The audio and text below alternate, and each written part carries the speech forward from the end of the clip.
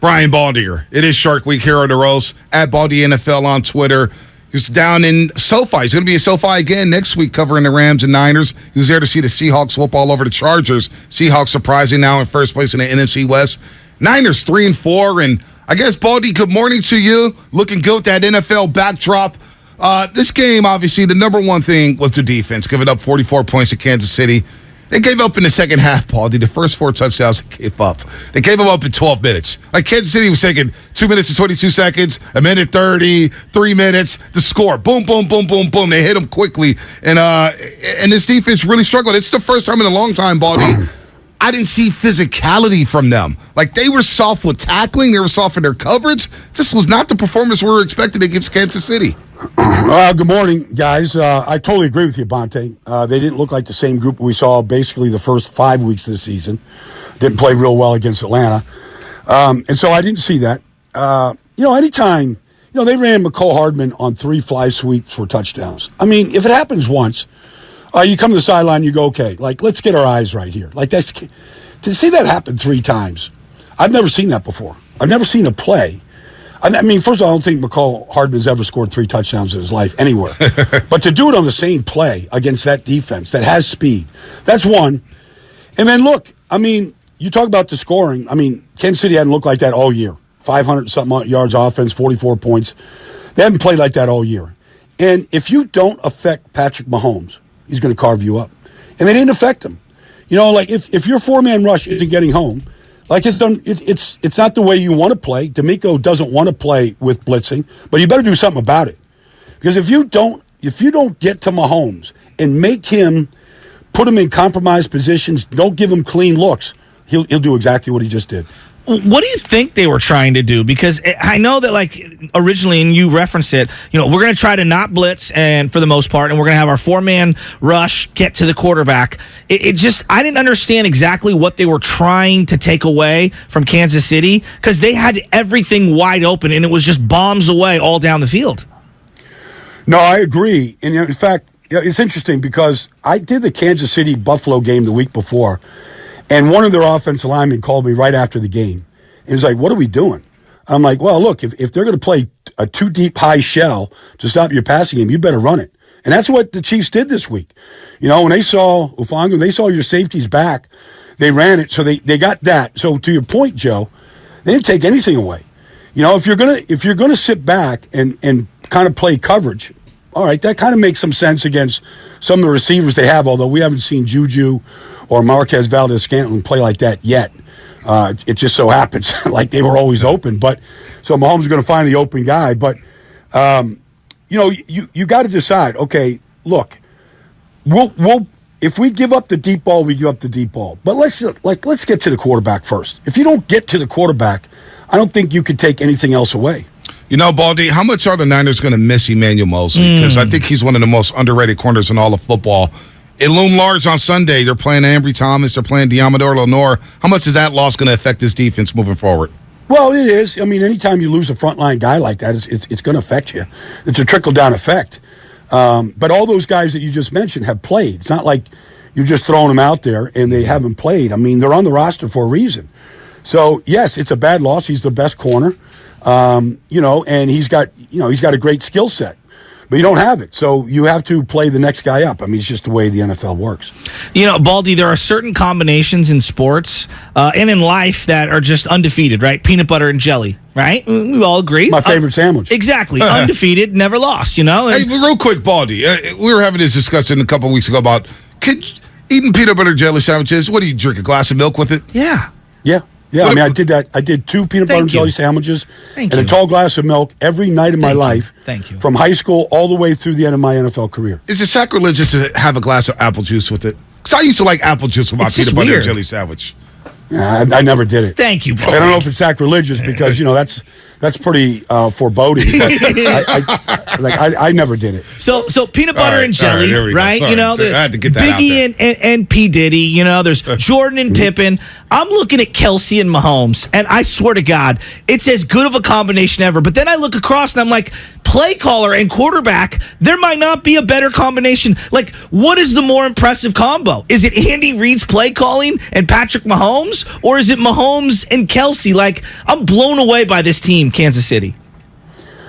Well, I mean, you just go back to the playoff win against Buffalo with 13 seconds left. I mean, they're making the play up. They're not even drawing it in the dirt, Joe. They're making it up at the line of scrimmage. Incredible. Like they're talking to each other about where I'm going to be. Like, I mean, look, it's the greatest right now currently. Yes. It's the number one quarterback receiver combination in the NFL. It was Rodgers and Devontae in Green Bay. Right now it's Mahomes and Kelsey. Wow. And, you know, everybody said, well, they lose Tyreek Hill. Everybody's just going to gang up on Kelsey. All right. How's that going? Like, they couldn't, you know, they didn't cover Kelsey. It's 3rd down and 1. You know, they run this little motion, and then they kind of run on a rub route. And it's like, I don't know, like, you know, the ball's going there. Like, you got to anticipate that a little bit and not let them just come free like they did.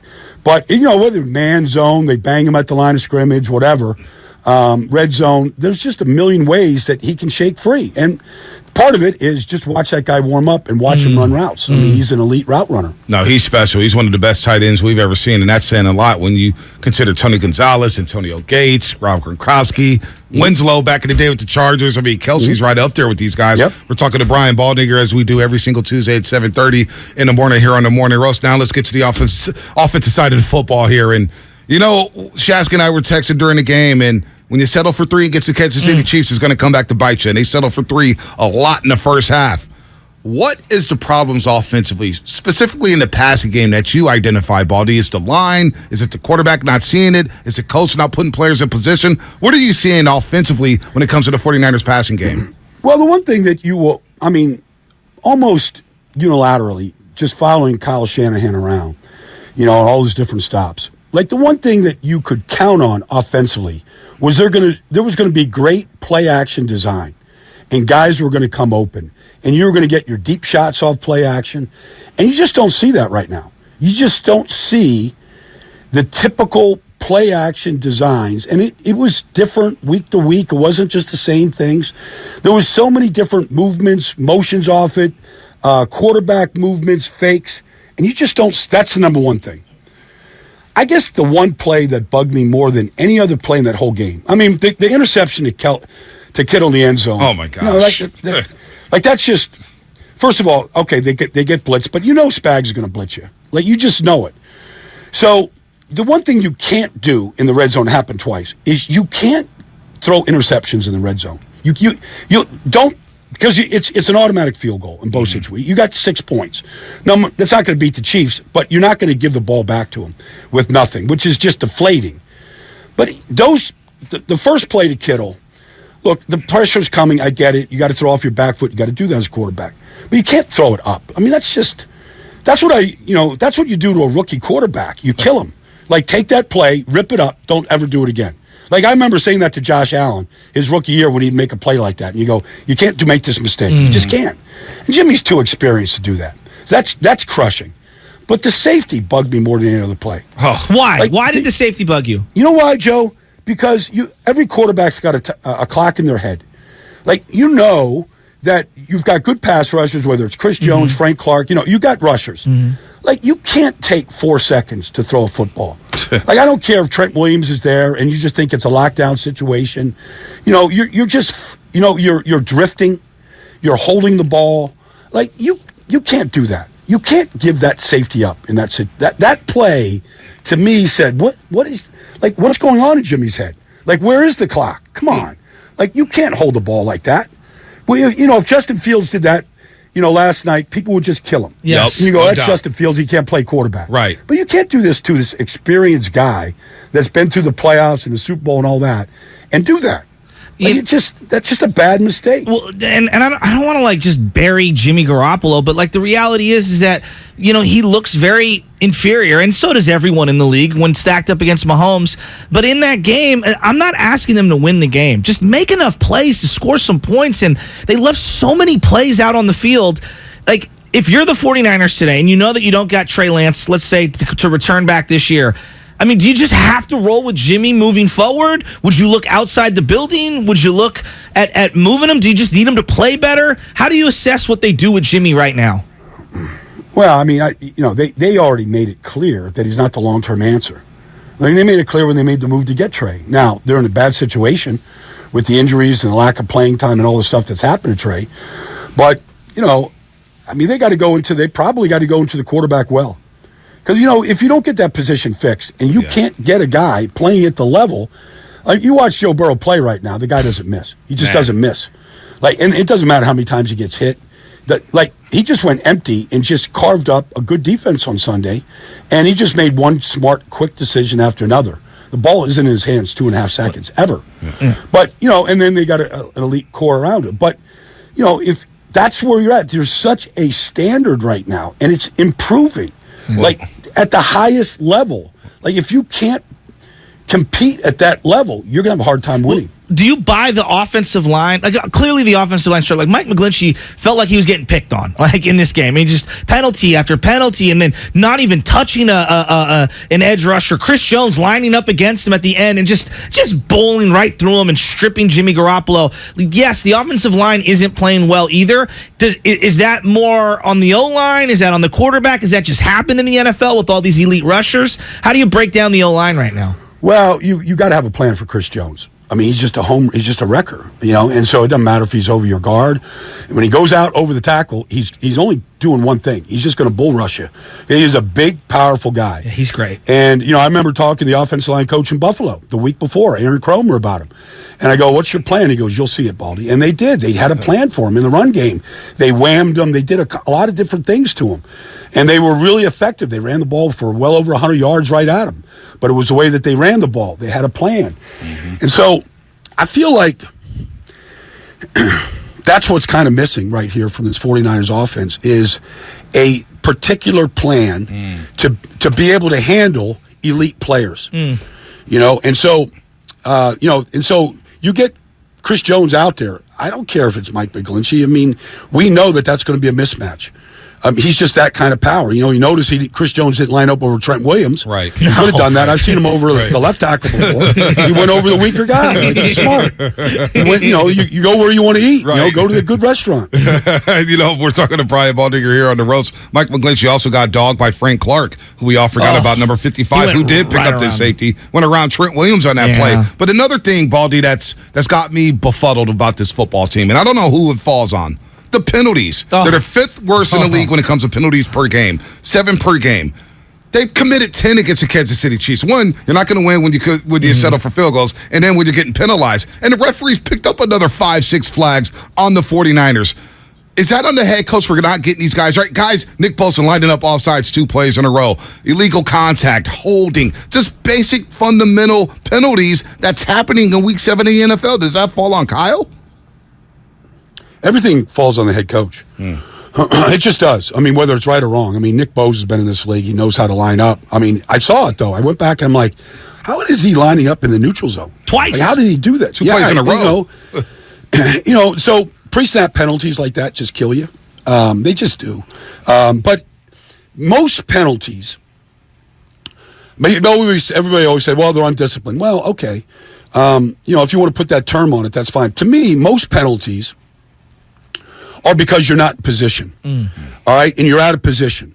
So you grab, you hold, okay? You're getting beat physically. You're not, using proper technique. And even for Nick Bosa to line up in the neutral zone, he's trying to get a jump. All right? But, you should be able to line up and beat people, period. All right? I know you want to get all the ball. That's fine. But you can't get over the ball. It's just, you're looking, you're always looking in. And so to do that, that's on the player, but there's no reason for it. I think Warren Sapp never, ever, I'm just throwing Warren out there, but I don't think Warren Sapp ever had an offside penalty. Wow. Ever. Wow. Like, I don't think he ever lined up in the neutral zone. I don't think he ever jumped.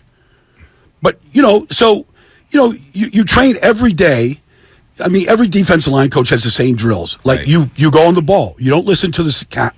Mm-hmm. You go on the ball. And you do all those drills every day to drill yourself. I'm picking on Nick here, but that's inexcusable. Yeah.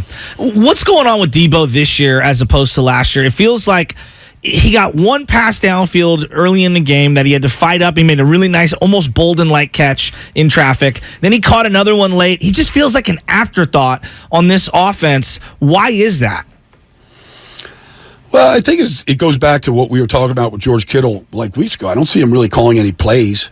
You try to get teams. Kansas City's a big man coverage team. Even with those young corners, I thought, you got Watson out there, you got Williams. I mean, I thought they were going to attack those corners the way Buffalo did the week before. And sort of like designed to go after these rookie corners. Like, they actually made these guys look like they're good players, and so, and they're young. But, I didn't see double moves on these guys. Mm-hmm. I didn't see, certain route combinations that might confuse them, whether it's, wheel routes, combination routes out there that might take their eyes in the wrong place. I didn't really see a design to go after these corners. I saw it from Buffalo the week before. I mean, they got behind the rookie corner 3 times. And, they treated him like a stepchild, which, he's learning his way through this thing. Baldy, that's interesting because I look at Kyle Shanahan and he's been held as an offensive guru. He's had one offense in 2019 that's ranked in the top 10 in points per game. Right now, they're 20th in the league in points per game. And I just see a lack of a killer instinct from Kyle Shanahan in the way he calls plays. You mentioned getting Kittle more targets, getting Debo more targets. These are dudes. These are some of the top 5 playmakers at their position. And it blows me away in how conservative Kyle Shanahan can be with this play calling. And on the other side, Andy Reid's going deep. They're up 44-23, and Andy Reid is still going deep. And I'm like, that's what I want my offensive coordinator. Why is it? Do you see the same thing with Kyle where he just gets a little too conservative? Well, I mean, Mahomes is just Mahomes. Mahomes is special. He's just the best player in the league. And so you can give him just about anything, and he can handle it. All right? And his eyes are the eyes of an eagle. Like, he sees the field as good as anybody's ever played the game. So if you're open, he's not going to miss. But I do think your offense, and this is just coaching 101. I see it in Chicago right now. Your offense has to be built around your personnel. And it can't be the same offense that you ran in Atlanta with Julio Jones. They don't have Julio Jones. So, your offense has to cater to what you have. Mm-hmm. Whether it's putting, Kittle, Ayuk, and Debo in a bunch formation and letting, and just seeing how you break out of that. I don't think you have to rebuild the whole offense, but, you do have to get the ball to your playmakers. And Debo is clearly a playmaker after what he did last year. But you've got to give him a chance to get going.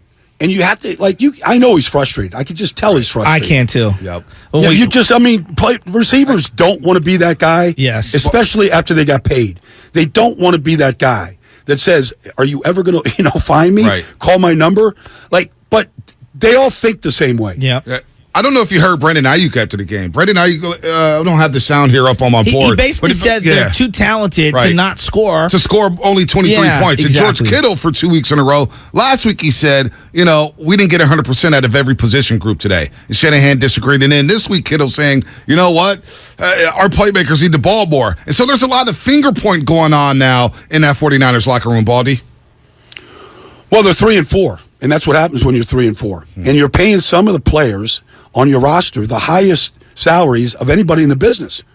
I mean, that's what should be carrying your team. When you're looking at Kittle and Debo, even Jimmy, and the salary that he's on, and you go get yourself McCaffrey and Freddie Warner and Nick Bosa. I mean, you're paying some of these guys the highest salaries in the entire industry. Wow. Those guys should be leading. Trent Williams, those guys, not many teams have those type of stars on a team. But they don't look like a team where you rely on the stars. It doesn't feel that way. Yeah, I agree. They just feel like everybody's just kind of blending in. And that's the frustration that's coming out of these guys. Yeah, I mean, when I watch Kansas City, it's like clearly there's an emphasis. Right. We're getting Travis Kelce, the Rock, and we're going to try to get him open. With the Buffalo, Stephon Diggs getting 15 targets a game. So they've just acquired CMC. I felt like the one silver lining coming out of that game was, boy, he looks dynamic, and they really could use this juice in the run game.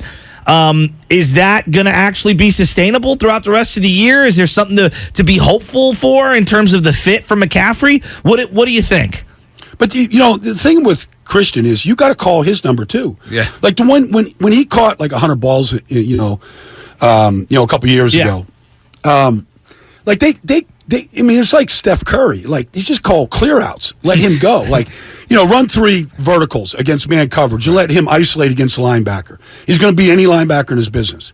Like you have to design plays for him. Now you just can't run screens and check downs. Like he's that good in the passing game. And so is Juice. Like Juice runs routes better than any fullback's ever played the game. Like I feel like that's a guy that you can call plays for because of his route running. I mean, you go back to when he was in Baltimore. I mean, I remember Wilbert Montgomery saying, this is the best receiving fullback ever to come out of college. Wow. And that's why Kyle took him. Yeah. Because Kyle, Wilbert was on his staff in Cleveland. He was like, man, you got to get Juice. You got to get Juice. That's how they got him. Made him the highest paid fullback in the business. So I just feel like you got to design plays for these guys. Well, you can't just you saw McCaffrey between the tackles. He's skilled. Like I always say this. Like you want to know where the ball's going, just follow Juice. Yeah. And the one time he didn't follow him, he got stuck. Like he ran inside and he got 2 yards. But if he followed him, he's out there on the perimeter. Maybe he's still running. Who knows? But like the play always comes back to him. Okay, Baldy, we've been talking about the same 2 things, it feels like, for 3 straight years. Coach and quarterback. How many other coaches, how many other quarterbacks around the league would be able to unlock this offense? Or is one or the other limiting this team right now? I think you can only be as good at what your quarterback is, and I know Jimmy's got a winning record. He's won playoff games, but we see the deficiencies. Yep. All right, there just are. The ability to extend plays, to make good decisions under pressure. Like those are how you're measuring these quarterbacks now. Either that, or you just have to have like just a rocket arm like Burrow, and you're just like literally hitting your target every play. Like, I mean, and he's just rare. I mean, look, there's a reason why he's the number 1 pick. He's just a rare player. And right now he's on his game. But otherwise, you've got to be in that category of Mahomes, Allen, Herbert to a degree. I mean, there's just such a drop-off when teams try to list these quarterbacks. Right. Like, there's just such a drop-off when you get past literally the top 5 guys right now. Yeah, Jimmy Garoppolo's regressed. There's no doubt about that. And it's disappointing, Baldy, because we got the report after week 2 when they beat Seattle. Players and coaches running to Michael Silver. And I don't want you to comment on this, Baldy, but like they're running to him saying, Jimmy gives us a better chance to win. He gives us a better chance to win. And you look at the last 2 weeks where the offense needed to pick up the defense. We know the defense could pick up the offense. They did it for the first 5 weeks. Last 2 weeks, offense needed to pick them up, and the quarterback play it's just been god-awful. So with that said, how do they beat the Rams next week with Kyle Juszczyk out at fullback? They're not going to have a fullback next week. Yeah, well, you have to work around it. I don't know if they're going to have if they have another guy that can be in that situation in certain formations. And Debo's got a hamstring, Baldy. Man, Debo's got a hamstring. He's day-to-day. Well, look, they know the Rams. You know what they're going to do. You know what their offense is struggling. The quarterback is going to turn the ball over. He's going to give you 2 chances, so you better get him, because that's how he plays the game. The ball's going to Cup in every situation, so you got to have a plan. You just got to have a good plan, But I just, look, in your own division right now, I just saw Seattle. Like, nobody could have ever foreseen that Geno Smith could play at this level. I know. Nobody. But the offense is such a Pete Carroll offense. Rookies, tight end, all tight ends can block. They're in a 13 personnel, protection. They've got monsters at receiver. Like, your Marquise Goodwin, was doing backflips last week. Like, they got him lined up. They know he can run. He got behind the defense twice. Like, that's a team that is not going to fall off. They're only going to get better because these young players are good players. Wow. 2 tackles, 2 corners. Like, they're good players. So they're only going to get better. Are the Niners are they the favorites in the NFC West moving forward, or would you put Seattle? What you think about Arizona with Hopkins back? Would you put Seattle as a favorite in the NFC West right now, Baldy? Well, I mean, look, I would put San Francisco still as a favorite. Okay. Like Kansas City was 3-4 at this time last year. The quarterback was turning the ball over at an alarming rate. Wasn't all his fault. His mother said it wasn't all his fault, nationally. But, they were 3-4, and I think they ran off a streak of 8 straight. So streaks, what you're looking for in any season is just a streak. You start stacking wins. We're seeing it, the Jets just stacked 4. Like, that's when your season starts. Because once you start stacking wins, that's when confidence just flows. And all these things we're discussing kind of go away. But it has to start, and then you have to stack it. It doesn't matter who the opponent is. On the road, unfair, bad scheduling, injuries. Like, at some point, if you're going to be a good team, you have to start stacking W's. Yep. And this week is as good as any week to do it. It's going to be a 49er fan base at SoFi. It's going to be a home field advantage. They're going to go crazy. It's going to feel good. Like, it's a team that they know they can beat. So this is a good week to start it. All right, Baldy. Good conversation as always. We can't wait to hear about your SoFi experience. 2 weeks in a row. What a beautiful stadium that is. That place. Yeah. It should be a lot of fun between Rams and Niners. Baldy, you're the best, man. Okay, guys. Take care, man. I'll talk to you next week. You're no the best. problem. Brian Baldinger here on the Morning Roast.